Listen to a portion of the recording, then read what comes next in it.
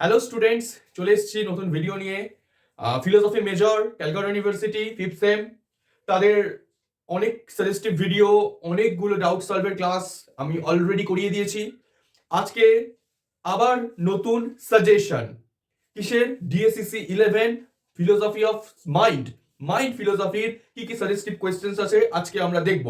Suggestion তো দরকার, চলো আজকে সাজেশন বিষয়গুলো দেখে নিই কি কি তোমাদের এই পরীক্ষার জন্য তোমাদের দরকার। এবার সঙ্গে থাকছে নোটস, আরো অনেক কিছু, ডাউট সলভ সেসব তো থাকছে। চলো দেখে নিই আজকে ভিডিওতে কি হয়। প্রত্যেক দিনের মতো সাজেশন দেওয়ার আগে একটা অন্তত তোমাদের ডাউট সলভ না করিয়ে দিলে আমার ঠিক স্যাটিসফ্যাকশন আসে না। তো তোমাদের জন্য আজকে একটা ভীষণ ইম্পর্টেন্ট এবং ভীষণ ইন্টারেস্টিং, মাইন্ড ফিলোসফি জায়গাটা ভীষণ ইন্টারেস্টিং একটা জায়গা। তো তারই একটা খুব গুরুত্বপূর্ণ শিওর শর্ট কোয়েশ্চেনের একটা ভিডিও নিয়ে প্রথমে আমরা চলে এসেছি। প্রথমে হচ্ছে সেটার ডাউট সলভ করে দিচ্ছি আমি, এবং সেইটা কিভাবে লিখতে হয় তোমাদের বুঝিয়ে দিচ্ছি। সেটা হচ্ছে ফ্রয়েডের স্বপ্নতত্ত্ব। কোয়েশ্চেনটা আসবেই আসবেই এবং ভীষণ ইন্টারেস্টিং। তো কি আছে সেটাতে, কি পড়তে হবে সেটা চলো জেনে নিই। ফ্রয়েড একজন হচ্ছে বিশ্ববিখ্যাত সাইকোলজিস্ট, সিগমুন্ড ফ্রয়েড। তিনি আমাদের স্বপ্ন নিয়ে যে তত্ত্বটা দিয়েছেন সেটাই হচ্ছে আমাদের স্বপ্ন তত্ত্ব নয় পরিচিত। তোমায় যদি এখন প্রশ্ন করি তুমি স্বপ্ন কেন দেখো, সেটার কি ব্যাখ্যা দেবে? এতদিন মানে ফ্রয়েডের আগে পর্যন্ত স্বপ্নের কোন রকম কোনো বিজ্ঞানোচিত বা যথোপযুক্ত কজ আমরা পাইনি। ফ্রয়েডই প্রথম যিনি স্বপ্ন বিষয়টাকে কুসংস্কার মুক্ত করে একটা সাইন্টিফিক ওয়েতে ব্যাখ্যা করলেন। সেটা কি? ফার্স্টে আমাদের জানতে হবে স্বপ্ন কি জিনিস। তিনি বললেন স্বপ্ন হলো আমাদের অবদমিত কামনার পূরণ। এই বিষয়টা বুঝতে হবে। অবদমিত কামনা মানে কি? কামনা মানে হচ্ছে ডিজায়ার্স। আমাদের প্রত্যেক দিনে অনেক কামনা হয়। এই মনে হলো লজেন্স খাবো, এই মনে হলো একটা জামা কিনবো, এই মনে হলো একটা আম, আহ, কিছু কিনবো, একটা নতুন মোবাইল দরকার, নতুন লেটেস্ট কোনো একটা ফোন বেরিয়েছে সেইটা একটু কিনি, কম্পিউটার কিনি, এটা কিনি, ওটা কিনি, সেটা কিনি। কিংবা হতে পারে আজকে এই মেয়েটাকে পছন্দ হলো, ওই ছেলেটাকে পছন্দ হলো। এই নানান কামনা বাসনা আমাদের মনে ইচ এন্ড এভরি টাইম যাচ্ছে। কিন্তু সব কি পূরণ হচ্ছে? সব কি পূরণ হওয়া সম্ভব? তোমার আজকে মনেই হয়েছে একটা 1.5 লাখ টাকা দামের মোবাইল ফোন পছন্দ, কিন্তু তুমি চাইলেই কিনতে পারবে? অত পয়সা না থাকলে কিনতে পারবে না। কিংবা তোমার যদি এখন কোনো একটি ছেলের যদি কোনো একটি মেয়েকে দেখে পছন্দ হয়ে যায়, বড়জোর তাকে গিয়ে বলতে পারবে, চাইলে কি তাকে বিয়ে করতে পারবে? তো এটাও তো একটা ডিজায়ার, বাট সেটা ফুলফিল হচ্ছে না। এবার এই ডিজায়ারগুলো যে ফুলফিল হচ্ছে না, মনে তো জেগেছে, অনেক কিছু কল্পনাও করে নিয়েছে। তো এইটার ফুলফিল কি করে হচ্ছে? এটা যাচ্ছে কোথায়? উঠলো, মনে খানিকক্ষণ থাকলো, আমি আবার ভুলে গেলাম। ফ্রয়েড বলছেন এইগুলোকে আমরা, এই যে ভুলে গেলাম, এটাকে আমরা অবদমন করলাম, রিপ্রেস করলাম। কিন্তু এটা চলে যায় না, এটা থেকে যায়। আমরা হয়তো চাইলে অনেক সময় সেগুলো আর মনে করতে পারি না, কিন্তু চলে যায় হচ্ছে যে স্তরটাতে মনে, সেটাকে তিনি বলেছেন সাবকনসিয়াস মাইন্ড বা নির্জ্ঞান স্তর। এইটাও তোমাদের একটা ইম্পর্টেন্ট জায়গা। সাবকনসিয়াস মাইন্ড বা নির্জ্ঞান স্তর। সাবকনসিয়াস মাইন্ড বা নির্জ্ঞান স্তর হচ্ছে আমাদের ঠিক বাড়ির স্টোর রুমের মতো, যেখানটা আমরা পারতপক্ষে যাই না। স্টোর রুমে কি আমরা সবসময় যাই? যাই না, কিন্তু ওখানে যাবতীয় জিনিসপত্রগুলো ঠোসা রয়েছে, যাবতীয় জিনিসপত্র ঠোসা রয়েছে। ওটা হচ্ছে বাড়ির স্টোর রুমের মতো। তো ওইখানে তোমার ছোটবেলা থেকে সমস্ত স্মৃতি ওখানে স্টোর রয়েছে। তুমি চাইলে বড়জোর আজ থেকে 1 বছর আগের স্মৃতি মনে করতে পারবে। তোমায় যদি এখন বা ঘটে যাওয়া কিছু ইম্পর্টেন্ট মুহূর্তগুলো মনে করতে হবে। আমি যদি তোমায় ডেট ওয়াইজ জিজ্ঞেস করি এই দিন ছোটবেলায় তুমি এই দিন কি করেছিলে, তুমি চাইলে মনে করতে পারবে না। কিন্তু সেগুলো বাইরে থেকে যদি একটা ফোর্স দেওয়া হয়, যেমন হিপনোটাইজ করা হয়, তাহলে তুমি সেগুলোকে মনে করতে পারবে। তুমি মনে করতে পারবে না, সেটা মাইন্ড থেকে বের করে আনা যাবে, অর্থাৎ নির্জ্ঞান স্তর থেকে বের করে আনা যাবে। তো এই হচ্ছে নির্জ্ঞান স্তর। এইবার সারাদিনে যা যা আমার কামনা বাসনা আসছে, তার মধ্যে অনেক আমরা রিপ্রেস বা অবদমন করছি, সেটা চলে যাচ্ছে নির্জ্ঞান স্তরে। এইবার এই যে নির্জ্ঞান স্তরে চলে গেল, সারা দিন যতক্ষণ জেগে আছি কাজবাজ করছি, নির্জ্ঞান স্তর ডিঅ্যাক্টিভেটেড থাকে, সেটা সম্পর্কে কোনো কাজ বাজনা ডিঅ্যাক্টিভেটেড থাকে। কিন্তু যেই আমি রাত্রিবেলা ঘুমোতে গেলাম, ঘুমানোর টাইম থেকে নির্জ্ঞান স্তর আমার অ্যাক্টিভেট হলো, নির্জ্ঞান স্তর অ্যাক্টিভেটেড হয়ে গেল। এইবার সেই বিষয়গুলো যেগুলো অবদমন করে সেটা আমার স্বপ্নে আসতে থাকে। তবে বিষয়টা এত ইজি নয়। বাচ্চাদের ক্ষেত্রে অর্থাৎ ছোটদের ক্ষেত্রে বিষয়টা খুব ইজি। ছোটদের ডিজায়ার কি? লজেন্স খাবো, বিস্কুট খাবো, চকলেট খাবো। বড়বেলায় তো এই ডিজায়ার গুলো থাকে না, বড়বেলায় ডিজায়ার আবার অন্যান্য হয়ে যায়।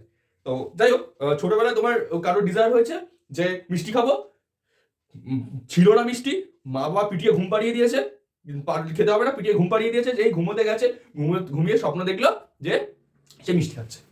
That's okay.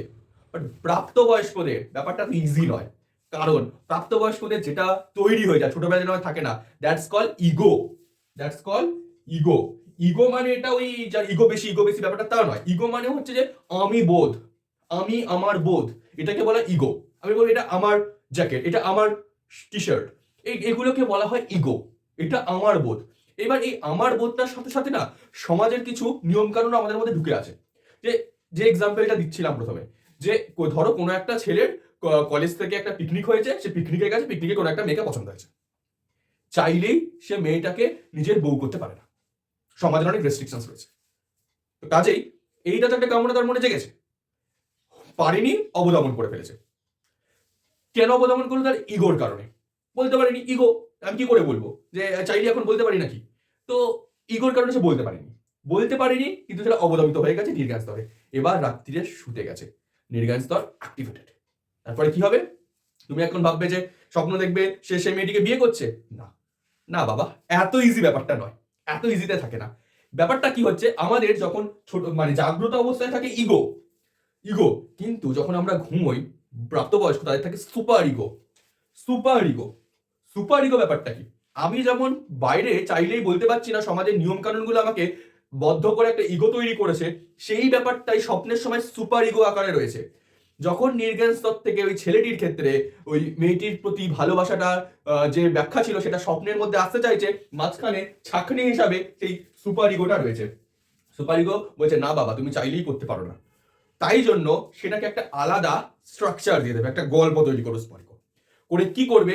স্বপ্নেতে এলো, সে পিকনিক মিটিয়ে চলে এসছে বা বাস্তবে, কিন্তু স্বপ্নেতে আসবে যে আবার কলেজ থেকে একটা নতুন পিকনিক করার প্ল্যান হচ্ছে, যেখানে ওই মেয়েটিও ইনক্লুডেড, ও যাবে। দ্যাট ইজ স্বপ্ন। ব্যাপারটা উল্টে যাচ্ছে। এইটা আবার অনেক সময় অন্যান্য ভাবেও আসে, যে বিষয়টাকে বলা হয় যে স্বপ্নকৃতি।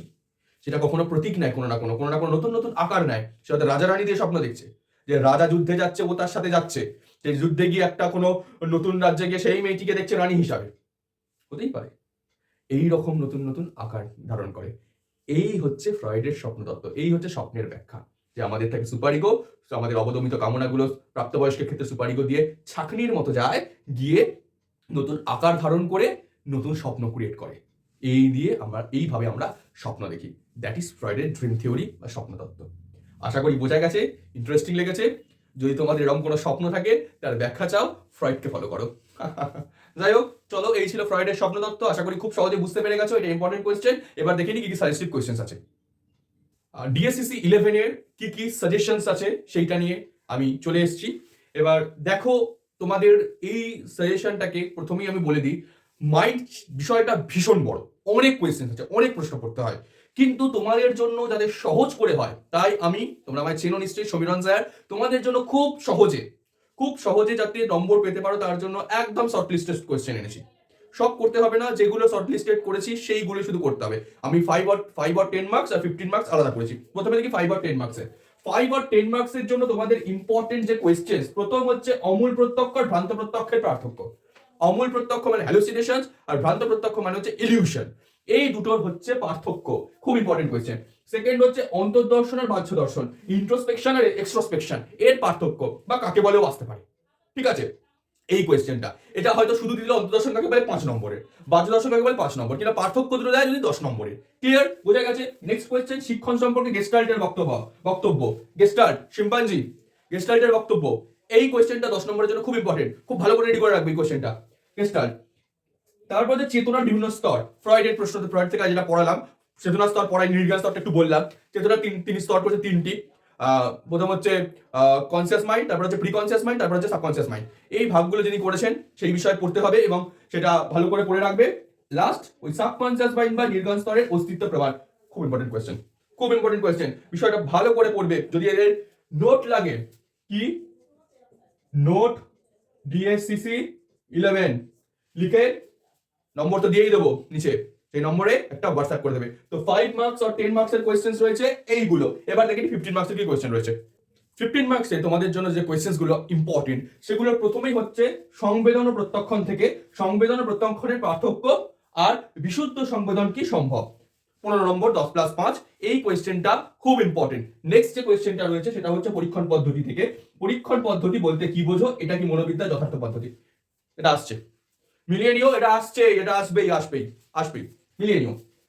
নেক্সট শিক্ষণ থেকে প্রচেষ্টা ও ভ্রান্তি সংশোধন মতবাদ, থর্নডাইকের শিক্ষণের থিওরিটি অবশ্য করে যাবে, ভালো করে যাবে। নেক্সট হচ্ছে শিক্ষণ থেকে সাপেক্ষ প্রতিবর্তবাদ। এই শিক্ষণ থেকে দুটি কোয়েশ্চেন, সাপেক্ষ প্রতিবর্তবাদ আর ট্রায়াল এন্ড এরর থিওরি, প্রচেষ্টা ও ভ্রান্তি সংশোধন মতবাদ, এই দুটো মতবাদ অবশ্যই করবে। নেক্সট দেহ মনের সম্পর্ক বিষয়ক চ্যাপ্টারটা থেকে করতে হবে ডেকার্ট আর স্পিনোজা। ডেকার্ট অলরেডি তোমরা পড়ে এসেছো, যখন ডেকার্ট পড়েছিলে দেহ মন সম্পর্কিত মতবাদগুলির মধ্যে ক্রিয়া প্রতিক্রিয়াবাদ অবশ্যই ওটা করে যাবে, আর স্পিনোজার থেকেও দ্বিপার্শ্ব মতবাদ এটাও করে যাবে। আর লাস্ট স্বপ্নতত্ত্ব, এটা আজকে পড়ালাম স্বপ্নতত্ত্ব আর স্বপ্নকৃতি। মনে রাখবে স্বপ্নকৃতি জায়গাটা 10 নম্বরের কোয়েশ্চেনও দিতে পারে।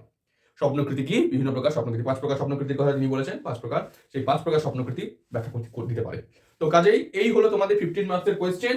যদি নোট লাগে আবার বলে দিচ্ছি, নোট DSCC 11 এটা লিখে যে নাম্বারটা দিচ্ছি সেই নাম্বারে একটা হোয়াটসঅ্যাপ করে দেবে, নাম্বারটা আমি ডেসক্রিপশনেও দিয়ে রাখবো, সেই নাম্বারে হোয়াটসঅ্যাপ করে দেবে, তোমাদের নোটের ব্যবস্থা হয়ে যাবে। আশা করছি আজকের ভিডিওটা ভালো লাগলো। যদি এরকমই আরো ভিডিও চাও ফিলোসফি রিলেটেড, তাহলে আমাদের সন্নিধি কোচিং চ্যানেলটিকে সাবস্ক্রাইব করো, ইউটিউব পেজ সন্নিধি কোচিংকে ফলো করো, লাইক শেয়ার সাবস্ক্রাইব করো। অসংখ্য ধন্যবাদ ভিডিওটি এতক্ষণ দেখার জন্য।